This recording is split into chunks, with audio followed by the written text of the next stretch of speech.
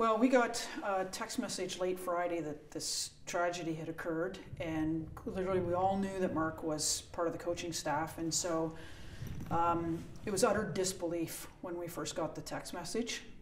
A, that something of this nature could actually happen, and B, wondering where Mark was and whether he was okay. So lots of frantic texting back and forth and phone calls overnight. And when we finally did get the news that Mark had deceased, it was utterly gut-wrenching. I mean, you spend 4 to 5 years with all of these student athletes, and they come to you, young and really eager to kind of make their mark, and you watch them grow and evolve into these amazing people, and they leave a mark on you when they graduate. And Mark, from day one when he came to this program, really stood out as a leader and has been talked about as being one of the most genuine people you could know. I remember him for his smile all the time, his amazing leadership. He was one of those individuals that could stand up in the room and command the attention of all of the players, and somebody that was a real leader on the team just by everything he did. And so, watched him grow and knew when he graduated that he was going to leave a mark, that in some way he was going to give back and really make a difference.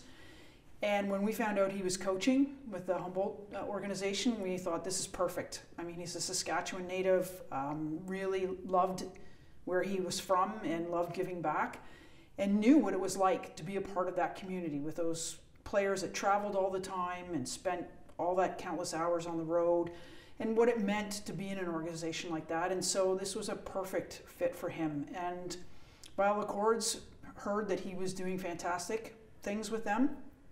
And so, even was happy to give back to us.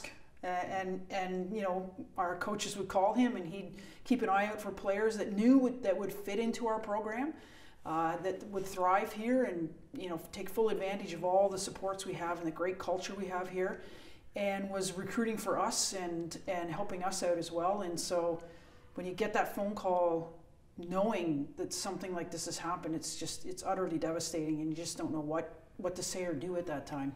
And I'm guessing it echoes not just from you, but among colleagues as well, people who work closely with him. What's sort of the word been around York? The word around campus, and certainly with our alumni and players that are currently on our roster and ones that have played and former coaches, clearly Mark is such a great loss to us, and he was one of those people that just impressed everyone and left an impression with everyone, and everyone is just kind of lost right now. A tragedy like this, you just don't know what to do.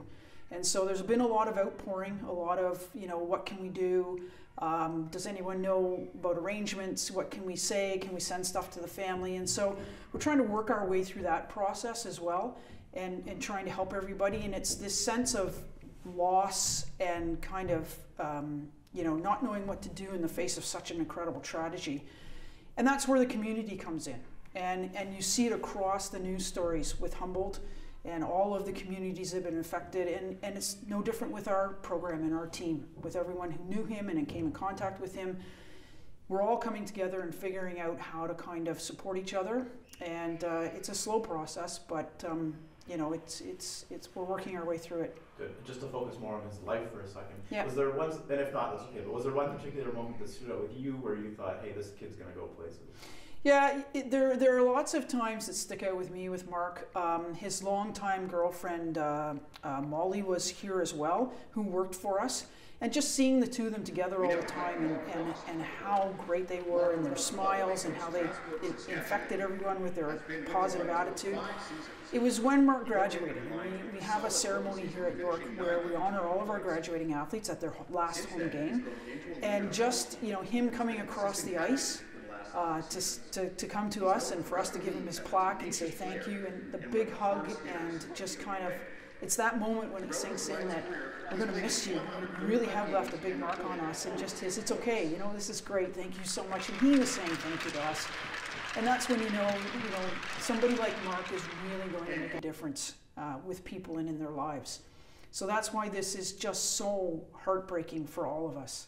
This is kind of our worst nightmare when you work in this business, in athletics.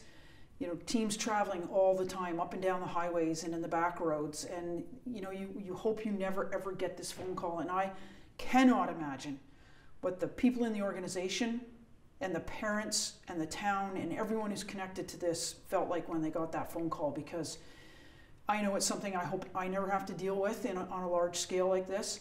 And it's just, you don't know what to do with it. And so I just need everyone to know, especially Mark's family and Molly, just how deeply sorry we are and how sad we are for them.